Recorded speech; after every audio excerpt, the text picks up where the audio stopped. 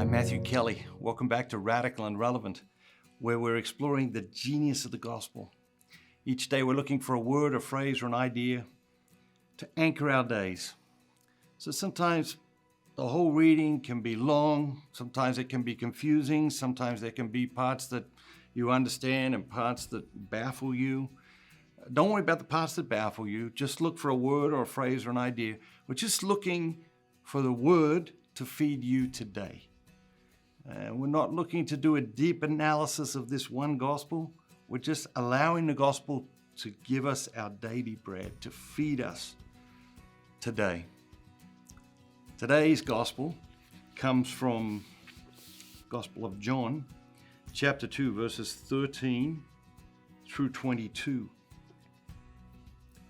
The Passover of the Jews was at hand, and Jesus went up to Jerusalem. In the temple, he found those who were selling oxen and sheep and pigeons and the money changers at their business. And making a whip of cords, he drove them all, with the sheep and the oxen, out of the temple, and he poured out the coins of the money changers and overturned their tables. And he told those who sold the pigeons, "Take these things away. You shall not make my Father's house a house of trade." His disciples remembered that it was written, "Zeal for thy house will consume me." The Jews then said to him, "What sign have you to show us for doing this?" And Jesus answered them, "Destroy this temple, and in 3 days I will raise it up." The Jews then said, "It has taken 46 years to build this temple, and will you raise it up in 3 days?" But he spoke of the temple of his body. When therefore he was raised from the dead, his disciples remembered that he had said this, and they believed the scripture and the word which Jesus had spoken. So we've got this Monday in Holy Week. Jesus goes to Jerusalem. He goes to Jerusalem every day this week. And he gets to the temple. All this is going on. Puts together whips. Drives them all out.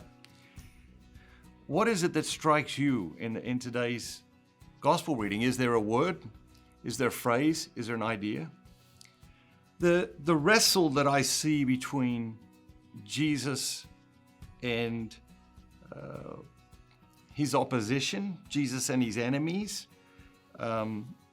and even sometimes Jesus and his followers, is their inability to shift paradigms. Jesus came, he wanted to completely shift the paradigm. And very often those who are arguing with him are stuck in an old paradigm. And so what strikes me today is, Jesus says, "Destroy the temple, in 3 days I will raise it up." And of course, the end of this week, that happens. But the Jews are stuck in this old paradigm. They're stuck in this literal paradigm, and they're stuck in man's ways. And they say, hold on a minute, it took 46 years to build this temple. Who is this lunatic who thinks he's going to knock it down and build it again in 3 days? And so here we see the paradigm conflict between the ways of God and the ways of man. Jesus keeps proclaiming the ways of God, and those who are pushing back against him, even sometimes his believers, saying, "Oh, hold on, Jesus, we don't understand that. Explain that to us," because they're coming from the paradigm of man's ways. And Jesus keeps coming back. God's ways are very, very different to man's ways. And so that's what strikes me today. And the question I would ask you is, what challenge do you have going on in your life right now? And in what ways are you applying the paradigm of man's ways? I got to get this done. I got to come up with a solution. I got to come up with a plan. And in what ways are you allowing God's paradigm of God's ways to illuminate a path forward for you in whatever the challenge is that you're facing? Have an amazing day. God bless you. And remember, don't just be yourself. Be the very best version of yourself, all that God created you to be. One thing I did want to mention is, for the first time now, we're releasing a video every day based on the Daily Gospel. And so Lent will finish, and we have this Holy Week experience. And usually our Best Lent Ever videos would end this Sunday, on Easter Sunday. But every day, the rest of the year, you're welcome to come back and enjoy this experience of looking at the Daily Gospel just for a word or a phrase or an idea to anchor our days. I hope you'll enjoy that, and take advantage of that, and share that with your family and friends.